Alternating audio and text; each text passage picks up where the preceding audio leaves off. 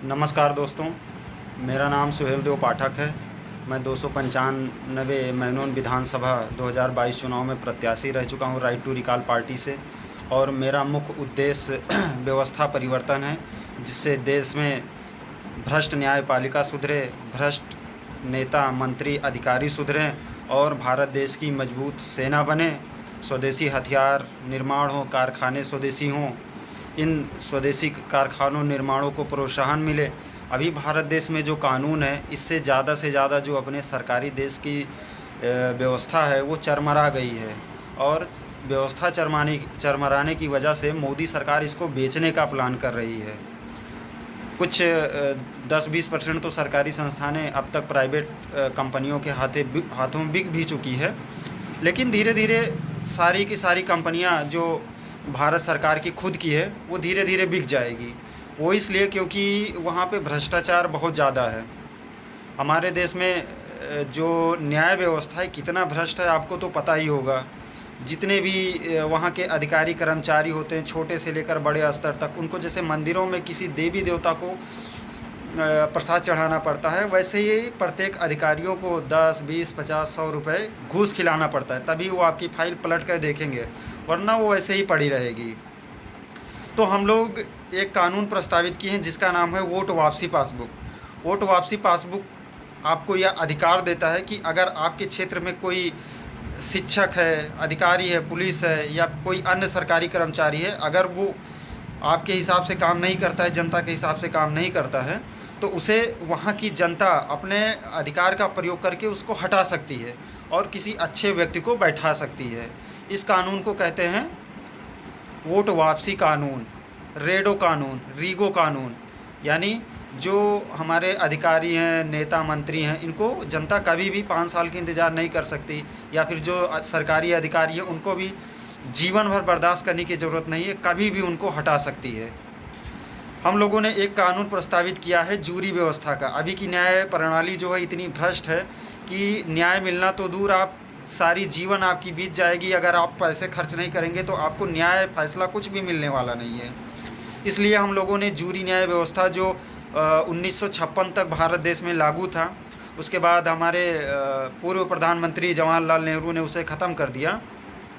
तो वही न्याय व्यवस्था हम भारत में लाना चाहते हैं, जिससे कोई भी मुकदमा, हत्या, बलात्कार, भ्रष्टाचार, किसी तरह का भी कोई अपराध हो तो वो 15 दिन के अंदर फैसले आ जाएं। इससे क्या होगा कि जो बेकसूर दबे कुचले गरीब नागरिक फंसे हुए हैं इस न्यायालय के भ्रष्ट जाल में, वो उससे छुटकारा पा सके।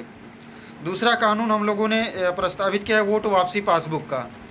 वोट वापसी पासबुक कानून जो हमारे भारत की खनिज संपदा की लूट करता है, उस पर वो रोक लगाता है। अगर ये रोक लगेगी तो उस ज़मीन का जो खनिज संपदा का जो किराया आता है, वो इतना किराया आता है कि भारत के नागरिकों में लगभग 3000 के आसपास उनके खाते में आ सकता है।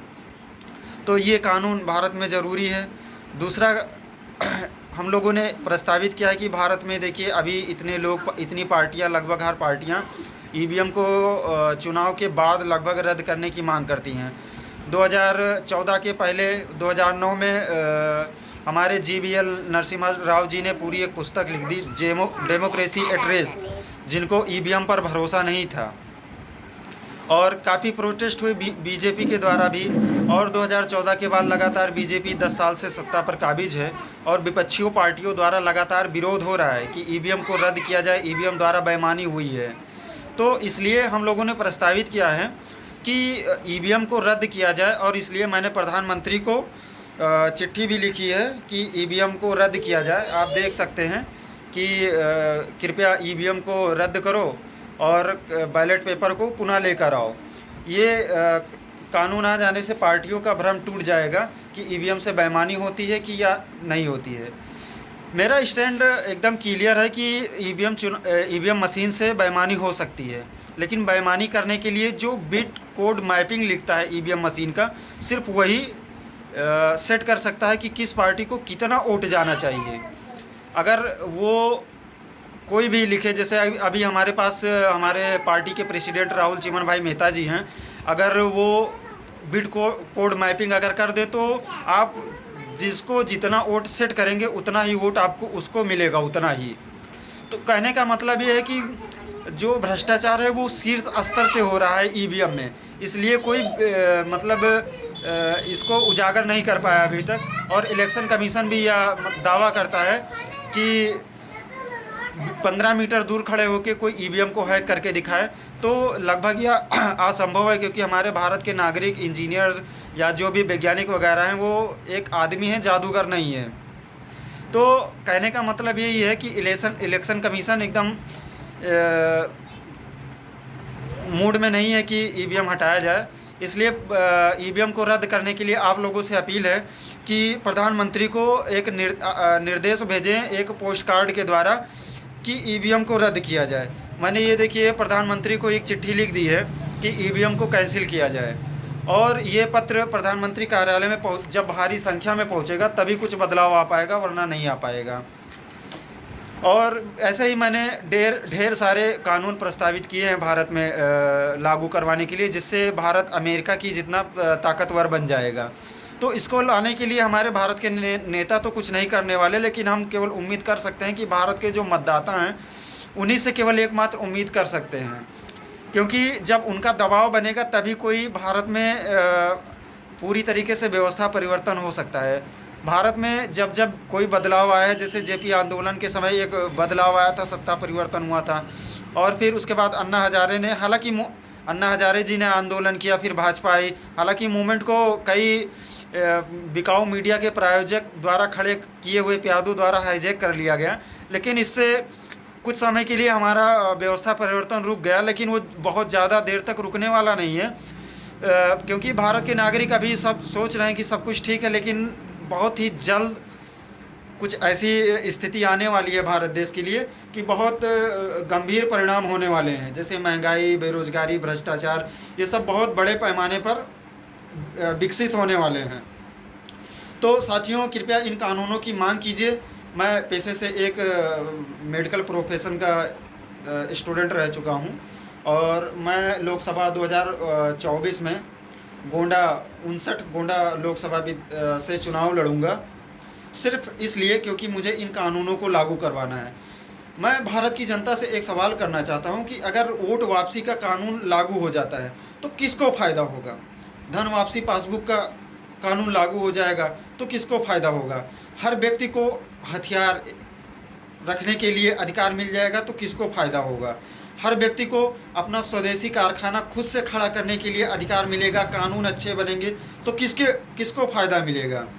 फ़ायदा उत्तर लगभग आपका यही होगा कि फ़ायदा सिर्फ भारत के नागरिकों को मिलेगा। तो भारत के नागरिकों को यह प्रयास करना चाहिए कि ज़्यादा से ज़्यादा संख्या में पोस्ट कार्ड और भेजकर अपने नेता पर, प्रधान सेवक पर और मुख्यमंत्री, सांसद, विधायक पर दबाव डालना चाहिए कि इन कानूनों को लागू करें। आप सिर्फ मांग करते रहेंगे तो इस हिसाब से कोई बदलाव आने वाला नहीं है।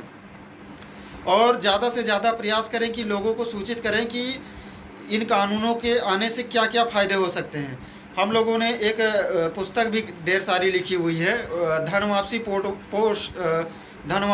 वोट वापसी पासबुक के बारे में, जो आप amazon.com पे ख़रीद सकते हैं, क्योंकि आप सभी देशवासियों जानते ही हो कि भारतीय नागरिकों यानी देशभक्तों के पास हमेशा फाइनेंशियल दिक्कत रहती है, इसलिए वो कोई बड़ा परिवर्तन लाना चाहें तो नहीं ला पाते हैं।